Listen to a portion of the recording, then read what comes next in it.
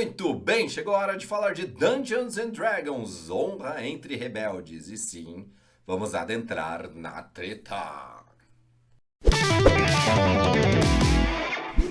Isso mesmo, galera. Surpresos por falarmos aqui em Dungeons and Dragons? Qual era a sua expectativa quando você viu o trailer, quando foi lançado, quando fizeram barulho na Comic Con? O que você pensava? O que você imaginava? Particularmente, as minhas expectativas eram muito baixas porque, eu não sei, parecia que eles queriam emular um Guardiões da Galáxia de uma forma um pouco forçada, forçando a barra ali nas piadinhas. Aliás, os trailers eram todos baseados em piadinhas, mas eu estava enganado. Eu estava muito enganado e qual foi a minha surpresa ao assistir Dungeons and Dragons Honra entre Rebeldes? Aliás, uma coisa que já me fez gostar antecipadamente do filme, antes de assistir, é claro, quando eu estava com essa expectativa baixa, foi que normalmente, quando a gente vai assistir uma cabine de imprensa, eles colocam o filme muito perto da data de estreia. Isso é um problema, porque é aquela ideia de não falar muito mal antes do filme ia ser lançado. E aqui foi o contrário. Eles lançaram e fizeram a cabine de imprensa com muita organização, com muito tempo antes da estreia, e ainda tinha um embargo. O embargo era para uma semana antes do filme. Eu pensei, ok, beleza, embargo. Estão fazendo antes mesmo da estreia, tem bastante tempo até lá, faz sentido ter esse embargo. Quando foi a minha segunda surpresa, que o embargo caiu. Então já podemos falar de Dungeons and Dragons 2 semanas ou 3 semanas antes dessa estreia. Isso quer dizer que, sim, o filme é realmente competente e eles acreditavam no conteúdo que eles tinham em mãos. Então, palmas para a nossa Paramount Pictures, para a Universal que está distribuindo aqui no Brasil, porque o filme realmente é legal, é incrível e me desfez todo esse ranço que eu tinha previamente antes de entrar na cabine, antes de assistir ao filme. Vamos lá. Você precisa entender muito bem que o Dungeons and Dragons já teve outras adaptações antes. Elas foram bem ruins, não foram muito marcantes. As pessoas às vezes nem lembram que essas adaptações existiram, né? E não tem nada a ver com Caverna do Dragão, que a gente assistia lá nas manhãs da Globo. Apesar de que, sim, eles fazem uma menção ao desenho e é bem legal, é um easter egg bacana. E eles já mostraram nos trailers, né? Aliás, eles já mostraram muita coisa nos trailers. Porém, a história ela está intacta. Se você assiste os trailers, você não sabe o que vai acontecer no filme, apesar de entregar algumas boas piadas que a gente tem durante as 2 horas e 15 minutos de filme. E aí você sabe que eu tenho ranço desses filmes novos que querem ser super épicos e grandiosos com mais de 2 horas, mas aqui funciona e tá tudo bem. Não vou reclamar dessa vez do tempo de tela de 2 horas a mais, porque realmente o filme funciona do início ao fim. E a história, que eu comentei aqui, que não aparece nos trailers, ela é um tanto quanto surpreendente. Mas ela é o que a gente imagina de uma adaptação de um RPG. A gente tem um grupo se formando, os dons aparecendo e as missões que eles vão ter que cumprir até chegar na última missão e, enfim, salvar ali um vilarejo, salvar uma aldeia, salvar uma grande cidade que existe nesse mundo mágico. E aí é aquela coisa, era uma vez. Estamos em um mundo completamente deslocado da realidade, um mundo que convive com magia, com monstros, com pessoas que se transformam, bruxaria, enfim, tudo aquilo que a gente já imagina e que existe lá nos RPGs, que tanto nos fazem gostar dos RPGs e esse mundo mágico de capa e espada que emula tudo isso que eu comentei agora. Então, isso tudo também está muito presente. Mas sim, o filme é uma comédia e é uma comédia muito forte. Eu estou muito feliz aqui para falar desse filme porque em menos de um mês a gente assistiu 2 boas comédias e fazia tempo que eu não assistia comédias que eu gargalhava no cinema, que eu me divertia pra valer, como foi com o Urso do Pó Branco, que vocês já devem ter visto o vídeo aqui no canal, que tem aqui na descrição, e agora com Dungeons and Dragons. E confesso aqui outra coisa pra vocês, que eu tinha um ranço muito grande com o ator Chris Pine. Ele tem aquele ar meio empáfio, né, meio pouco simpatia e tal, mas ele carrega o filme nas costas e ele é o grande personagem também deste filme. Tudo começa nessa história, claro que eu não vou dar grandes spoilers aqui para você não perder a essência do filme no cinema, mas tudo começa com ele sendo o nosso grande narrador. E logo de cara, a gente já sabe que ele não é lá aquele narrador mais confiável. É um cara meio trapaceiro, que tá ali tentando sair da prisão junto com a amiga dele, que é interpretada pela Michelle Rodrigues, que é meio que uma fortuna, uma ogrona, uma viking ali, meio porra louca ali, que não tá muito interessada em pensar muito, mas na porradaria ela manja bem, de bebê ela manja bem, então aquele aquela outsider ali que fica do lado dele. Eles estão tentando fugir de uma prisão que fica na neve, num lugar muito distante, e eles vão passar por um julgamento para que eles possam ou não sair daquela prisão onde eles já estão há algum tempo.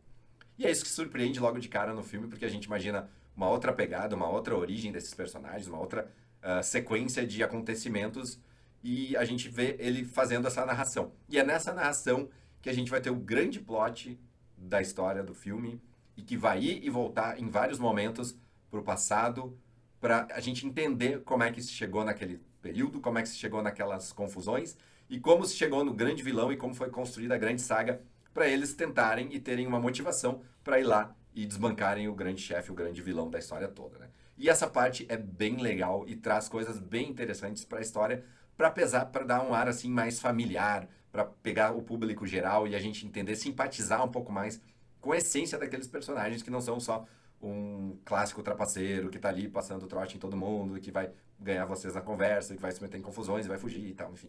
Tem uma história legal e familiar e uma motivação bacana para que ele faça essa missão, para que ele vá até o fim e para que as outras pessoas ajudem ele em determinados momentos. Então, essa parte é bem legal do filme e faz jus ao RPG, faz jus às missões que eles vão entrar dali para diante. E, claro, vai sim casar muita ação e muitas cenas de comédia também. Vamos lá. Eles precisam sair dessa prisão, eles vão passar por um julgamento e a partir dali a gente entra nessa conversa, nessa história toda de que eles vão precisar sim reunir uma equipe para ir lá salvar o que é uma filha dele, aqui que estaria abandonada, né, a partir da prisão dele, porque ele tem uma grande perda na família e ele quer repor essa perda e a única forma de repor essa perda é com um amuleto mágico que vai trazer de volta a amada, a mãe da filha dele de volta e ele reconstruir a família para que sim, eles possam, enfim, ele acha que é uma grande lacuna, é uma grande coisa que ele perdeu e que ele precisa suprir novamente para a vida da filha dele. E ele não sabe lidar muito bem com isso. E aí eles vão entrando nessa vibe, nessa espiral de conhecer mais gente. Só que, claro, isso tudo vai mudando muito de foco a partir do desenrolar, da construção dos outros personagens que estão ali do lado. A gente tem o Justice Smith como o que seria o Presto, o Presto de Caverna do Dragão, o mago atrapalhado. Nós temos também a druida que muda, que se transforma em todo e qualquer bicho que ela imagina, que é interpretada brilhantemente também pela Sofia Lillis. Temos o Regé Jean Page, que as gurias adoram lá da série da Netflix, que me fugiu o nome agora. Ah, e claro, nós temos o nosso Hugh Grant, que está em modo freestyle no início ao fim. Ele está se divertindo e a gente tem muita pegada de humor inglês aqui. Em determinadas piadas, a gente sabe que eles usaram e se basearam em comédias medievais, estilo Monty Python. Então a gente vai ter esse respiro legal também. Mas calma lá, não estou comparando aqui com Monty Python. Mas tem aquela essência, tem aquela pegada. Porque os roteiristas e diretores desses filmes vêm da comédia. Eles sabem muito bem fazer comédia. Eles fizeram Férias Frustradas, fizeram A Noite do Jogo, que é um baita de um filme de comédia que eu já recomendei aqui também. Então, se vocês não conhecem, podem ir atrás de A Noite do Jogo, que é muito bom e tem um elenco fantástico. E é escrito por essa dupla, que é o Jonathan Goldstein e o John Francis Daley.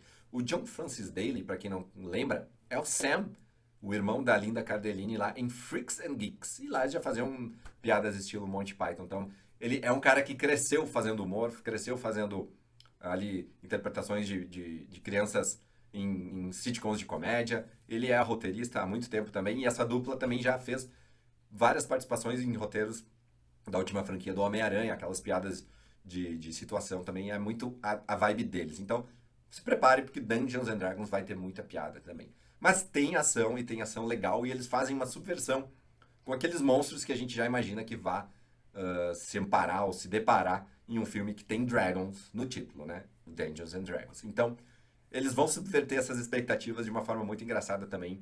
E, como eu falei, o filme diverte e entretém do início ao fim.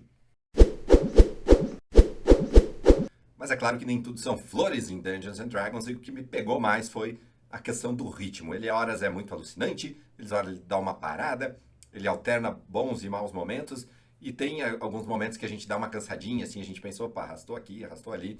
Eles encaixam uma missão, que levam numa missão, depois vai para uma missão. Isso acaba, às vezes, pesando um pouco na evolução da história, mas não é um grande problema. E com certeza você vai se divertir bastante assistindo essa grandiosa comédia com capa, espada, magia, monstros, é claro, monstros, enfim, toda essa salada, toda essa mistura que a gente já imagina em Dungeons and Dragons. E como eu falei, tem aquele easter eggzinho de Caverna do Dragão que você vai achar legal, porque até eles encaixam um roteirinho interessante ali para fazer uma piadinha com eles e dar aquela aquecidinha no coração do jovem nerd. Não o jovem nerd, aquele do outro site, né? Mas o jovem nerd, ou o nerd há mais tempo, melhor dizendo, o nerd há mais tempo que habita em todos nós. Mas é isso, galera. Dungeons and Dragons é uma grande experiência, um grande filme. Certamente vai fazer muito dinheiro, eu gostei bastante do que eu vi. Vai valer o seu ingresso e com certeza já vai ter algumas séries aí, alguns spin-offs encaixados na indústria do cinema e dessa correria que é o cinema e a série de TV hoje em dia. Pode anotar que vamos ter continuação, vamos ter spin-offs e a Paramount vai botar ainda mais grana nessa franquia e nesse produto que eles conseguiram aí renovar e provavelmente se apropriar ainda mais dessa propriedade intelectual que é o Dungeons and Dragons. Então, nota 4 aqui no Veredito da Vigília para o filme. Gostei demais, me diverti, recomendo. E se você já assistiu, não assistiu, comenta aqui. Compartilhe esse vídeo com seus amigos, chamem para curtir também o nosso canal. Assina, acione o sininho e siga a Vigília nas redes sociais, porque você sabe, a Vigília não para.